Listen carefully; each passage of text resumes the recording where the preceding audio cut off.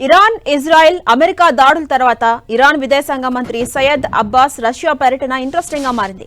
ఇవాళ రష్యా అధ్యక్షుడు పుతిన్ తో ఇరాన్ విదేశాంగ మంత్రి అబ్బాస్ భేటీ కాబోతున్నారు.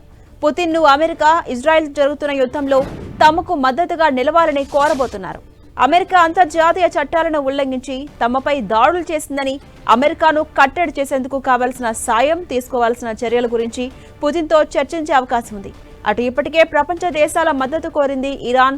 ఈ టైంలోనే ముందుగా తన మిత్ర దేశంగా ఉన్న రష్యాను కలవడంపై సర్వత్రా ఆసక్తి నెలకొంది. ఇక మరోవైపు ఇప్పటికే హార్మూజ్ జలసంధి మూసివేస్తామంటూ ఇరాన్ ప్రకటించింది. దీంతో వీరిద్దరి భేటీలో ఈ అంశంపై కూడా చర్చించే అవకాశం ఉన్నట్టు తెలుస్తోంది. ప్రపంచ దేశాలకు చమురు రవాణాలో కీలకంగా ఉన్న హార్మూజ్ జలసంధిని మూసేయడం ద్వారా అమెరికాను ఆర్థికంగా దెబ్బ కొట్టొచ్చని భావిస్తున్న ఇరాన్ ఆలోచనకు రష్యా అధ్యక్షుడు పుతిన్ మద్దతిస్తారా లేక ఏం చేస్తారో అన్నది ఇంట్రెస్టింగ్ గా మారింది. అయితే అటు ఇప్పటికే చైనాతో అమెరికా ఈ విషయంపై సంప్రదింపులు జరుపుతోందన్న వార్తలు కూడా వినిపిస్తున్నాయి. అమెరికా తగిన మూల్యం చెల్లించక తప్పదంటూ ఇప్పటికే ఇరాన్ వార్నింగ్ ఇవ్వడం, ఇటు రష్యా అధ్యక్షుడు పుతిన్ తో భేటీ అవుతుండడం ప్రపంచవ్యాప్తంగా ఆసక్తి కనిపిస్తోంది.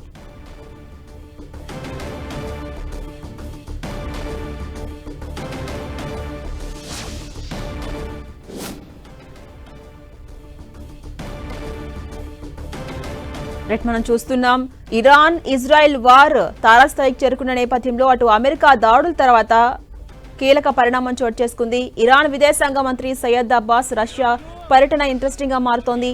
ఇవాళ రష్యా అధ్యక్షుడు పుతిన్ తో ఇరాన్ విదేశాంగ మంత్రి అబ్బాస్ భేటీ కాబోతున్నారు. పుతిన్ ను అమెరికా, ఇజ్రాయెల్ తో జరుగుతున్న యుద్ధంలో తమకు మద్దతుగా నిలవండి అని కోరబోతున్నారు విదేశాంగ మంత్రి. అయితే అమెరికా అంతర్జాతీయ చట్టాలు ఉల్లంఘించింది, తమపై అక్రమంగా దాడులు చేసింది అని అమెరికాను కట్టడి చేయాల్సిన అవసరం ఉంది. దానికి కావాల్సిన సాయం కావచ్చు, తీసుకోవాల్సిన చర్యల గురించి ప్రధానంగా పుతిన్ తో చర్చించే అవకాశం ఉంది.